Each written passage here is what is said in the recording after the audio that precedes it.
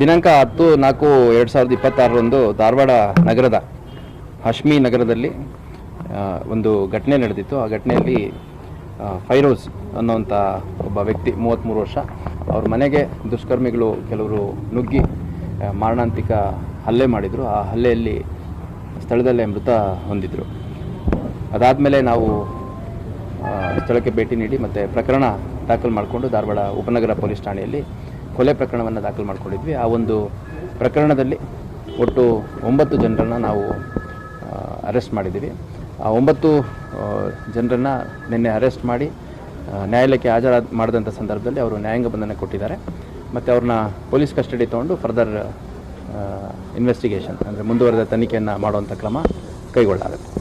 ಮತ್ತು ಈ ಒಂದು ಪ್ರಕರಣದಲ್ಲಿ ಪ್ರತ್ಯಕ್ಷದರ್ಶಿಗಳೇನಿದ್ದಾರೆ, ಪ್ರತ್ಯಕ್ಷದರ್ಶಿಗಳ ಮುಂದುವರೆದ ಮತ್ತು ಹೆಚ್ಚುವರಿ ಹೇಳಿಕೆಯನ್ನು ಪಡೆದುಕೊಳ್ಳಲಾಗ್ತಾ ಇದೆ. ಮತ್ತು ಅವರುಗಳು ಆರೋಪಿತರನ್ನು ನೋಡಿದ್ದೀವಿ ಅಂತ ಹೇಳಿರೋದ್ರ ಹಿನ್ನೆಲೆಯಲ್ಲಿ ಮತ್ತು ಅವರ ಡೀಟೇಲ್ಸ್ ಏನಿದೆ ಯಾರು ಅನ್ನೋಂಥದ್ದು ಎಕ್ಸಾಕ್ಟ್ಲಿ ಗೊತ್ತಿಲ್ಲ ಅನ್ನೋದ್ರ ಹಿನ್ನೆಲೆಯಲ್ಲಿ ಒಂದು ಟೆಸ್ಟ್ ಐಡೆಂಟಿಫಿಕೇಷನ್ ಪೆರೇಡನ್ನು ಕೂಡ ಈ ಒಂದು ಕೇಸ್ನಲ್ಲಿ ಮಾಡಿಸಲಾಗುತ್ತೆ. ಹಂಗಾಗಿ ಅದಕ್ಕೂ ಕೂಡ ನಾವು ಮಾನ್ಯ ನ್ಯಾಯಾಲಯಕ್ಕೆ ಟೆಸ್ಟ್ ಐಡೆಂಟಿಫಿಕೇಷನ್ ಪೆರೇಡ್ಗೆ ಕೂಡ ಅನುಮತಿಯನ್ನು ಕೋರಲಿದ್ದೇವೆ.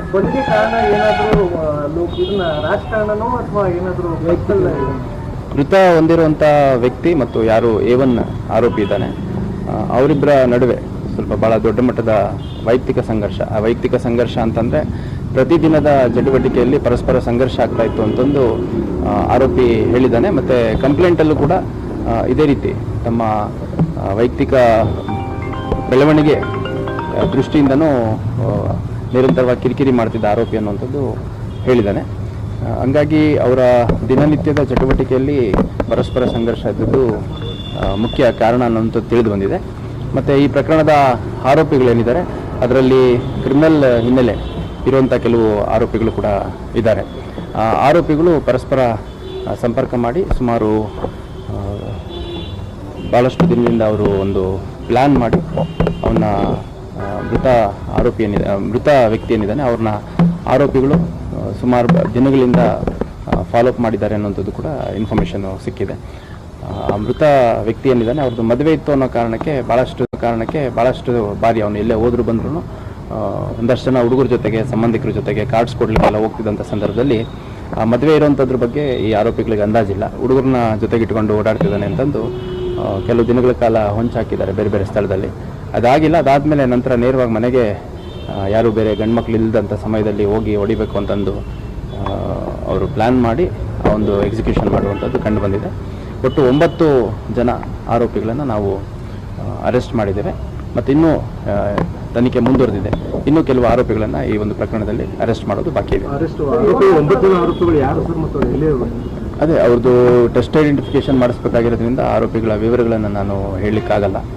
ಅದು ಟೆಸ್ಟ್ ಐಡೆಂಟಿಫಿಕೇಷನ್ ಪೆರೇಡು ನ್ಯಾಯಾಲಯದ ಅನುಮತಿ ತೊಗೊಂಡು ಯಾರು ಐ ವಿಟ್ನೆಸಸ್ ಇದ್ದಾರೆ ಅವ್ರಗಳ ಕಡೆಯಿಂದ ಆಗುತ್ತೆ.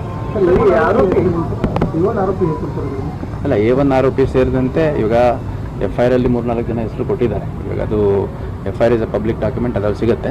ಆದರೆ ಈ ಎಲ್ಲ ಹೋಲ್ ಘಟನೆ ಕುರಿತಾಗಿ ಎಲ್ಲ ಆರೋಪಿಗಳ ಒಂದು ಟೆಸ್ಟ್ ಐಡೆಂಟಿಫಿಕೇಷನ್ ಮಾಡಿಸ್ಬೇಕಾಗಿರೋದ್ರಿಂದ ಆರೋಪಿಗಳ ವಿವರವನ್ನು ನಾವು ಡಿಸ್ಕ್ಲೋಸ್ ಮಾಡಲಿಕ್ಕಾಗಲ್ಲ. ಆರೋಪಿಗಳು ಏನಂತ ಹೇಳಿದ್ರೆ ಕೊಲೆ ಮಾಡಿದ ಮೇಲೆ ಯಾರು ಕೊಲೆ ಆಗಿರ್ತಾನೆ ಫೈರೋಜ್ ಅವ್ರ ಮೊಬೈಲನ್ನು ಈಗ ನೋಡಿ, ತನಿಖೆಯ ವಿವರಗಳನ್ನು ನಾನು ಡಿಸ್ಕ್ಲೋಸ್ ಮಾಡಲಿಕ್ಕಾಗಲ್ಲ. ಒಂದು ಸಮಗ್ರ ತನಿಖೆಯನ್ನು ಮಾಡ್ತಾ ಇದ್ವಿ. ಮತ್ತು 10ನೇ ತಾರೀಕು ರಾತ್ರಿ ಏನು ಘಟನೆ ಆಯಿತು, ಘಟನೆ ಆದ ದಿನದಿಂದ ನಮ್ಮ DCP ಲಾ ಆ್ಯಂಡ್ ಆರ್ಡರ್ ಮತ್ತು ನಮ್ಮ DCP ಕ್ರೈಮ್ ಸೇರಿದಂತೆ ನಾನು ಇಲ್ಲಿ ಬಿಟ್ಟಿದ್ದು 9 ಜನ ಆರೋಪಿಗಳನ್ನು ಇಂಡಿವಿಜುವಲಿ ನಾನು ಸೇರಿದಂತೆ ನಮ್ಮೆಲ್ಲ ಅಧಿಕಾರಿಗಳು ಎನ್ಕ್ವೈರಿ ಮಾಡಿದ್ದಾರೆ, ಇಂಟ್ರಾಗೇಷನ್ ಮಾಡಿದ್ದಾರೆ. ಒಂದು ಸಮಗ್ರ ತನಿಖೆಯನ್ನು ಮಾಡಲಾಗುತ್ತೆ. ಇದೊಂದು ಗಂಭೀರ ಪ್ರಕರಣ. ಏಕೆಂದರೆ ಮನೆಗೆ ನುಗ್ಗಿ ಮನೆಯಲ್ಲಿರುವಂಥದ್ದು ಹೊಡೆಯುವಂಥದ್ದು ಅತ್ಯಂತ ಗಂಭೀರ ಪ್ರಕರಣ. ಅಷ್ಟೇ ಗಂಭೀರತೆಯಿಂದ ಒಂದು ಸಮಗ್ರ ತನಿಖೆಯನ್ನು ಈ ಒಂದು ಪ್ರಕರಣದಲ್ಲಿ ಮಾಡಲಾಗುತ್ತೆ. ಈ ಪ್ರಕರಣ ಕುರಿತಾಗಿ ಅವರ ಕುಟುಂಬ ಸದಸ್ಯರೇನಿದ್ದಾರೆ ಅವ್ರದ್ದು ಕೂಡ ನಾವು ಹೆಚ್ಚುವರಿ ಹೇಳಿಕೆಯನ್ನು ಪಡ್ಕೊಳ್ಳಿಕ್ಕೆ ಅವರಿಗೆ ನೋಟಿಸ್ ಕೊಡ್ತಾ ಇದ್ದೇವೆ. क्वालिटी एजुकेशन का नाम डायमंड ग्रुप ऑफ इंस्टीट्यूशन, एक नाम कई काम।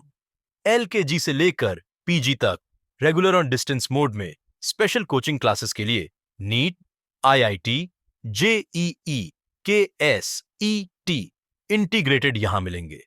आपके पसंद के courses PCM, PCB, PCMB science college.